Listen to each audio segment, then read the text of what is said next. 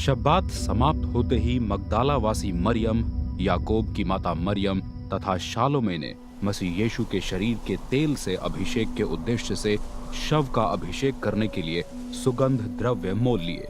सप्ताह के पहले दिन भोर के समय जब सूर्य उदय हो ही रहा था, वे कब्र की गुफा पर आ गईं। वे आपस में ये विचार कर रही थी, कब्र के द्वार पर से हमारे लिए पत्थर कौन हटाएगा। किंतु जब उन्होंने कब्र की ओर दृष्टि की तो पाया कि कब्र द्वार पर से पत्थर लुढ़का हुआ था, जबकि वो बहुत बड़ा था।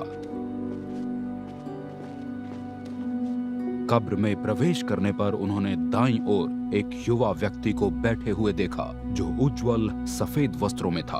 वे हैरान रह गई। उस व्यक्ति ने उन्हें बुलाकर कहा, आश्चर्य मत कीजिए, आप यहाँ नाज़रेथवासी यीशु को, जिन्हें क्रूस पर चढ़ाया गया था, खोज रही हैं। वो मरे हुओं में से जीवित हो गए हैं। वो यहाँ नहीं है, ये देखिए, यही है वो जगह जहाँ उन्हें रखा गया था।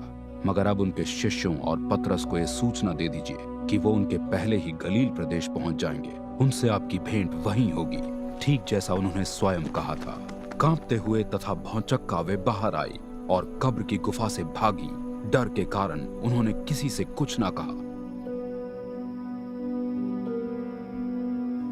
जब सप्ताह के पहले दिन तड़के मसीह यीशु जीवित हुए, उन्होंने सबसे पहले स्वयं को मगदालावासी मरियम पर प्रकट किया, जिसमें से उन्होंने 7 प्रेतों को निकाला था। उसने जाकर विलाप तथा रोते हुए अपने साथियों को इसका समाचार दिया। उन्होंने इस पर विश्वास नहीं किया कि मसीह यीशु अब जीवित है तथा मरियम ने उन्हें देखा है। इसके बाद मसीह यीशु 2 अन्यों पर भी, जब वे अपने गांव की ओर जा रहे थे, प्रकट हुए। इन्होंने जाकर अन्यों को भी इस विषय में बताया, किंतु उन्होंने भी इस पर विश्वास न किया।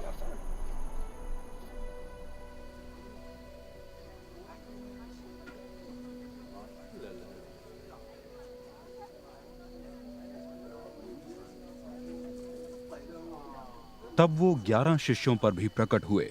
वे सब चौकी पर बैठे हुए थे।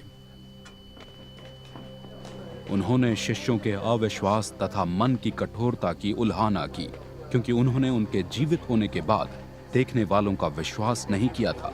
मसीह यीशु ने उन्हें आदेश दिया, सारे जगत में जाकर सारी सृष्टि में सुसमाचार का प्रचार करो। वो जिसने विश्वास किया है तथा जिसका बपतिस्मा हो चुका है बचा रहेगा, किंतु वो जिसने विश्वास नहीं किया है दंडित होगा।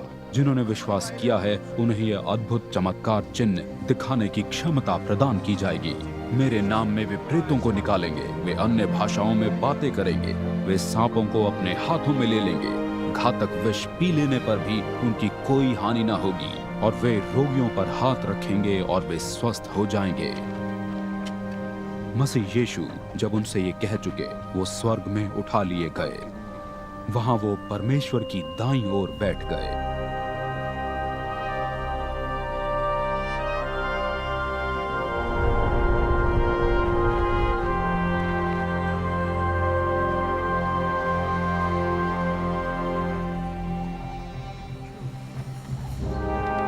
शिष्य लौट गए तथा सभी जगह इसकी घोषणा की। प्रभु उनके साथ सक्रिय थे तथा वो अपनी प्रतिज्ञा की सच्चाई अद्भुत चमत्कारों के द्वारा करते रहे।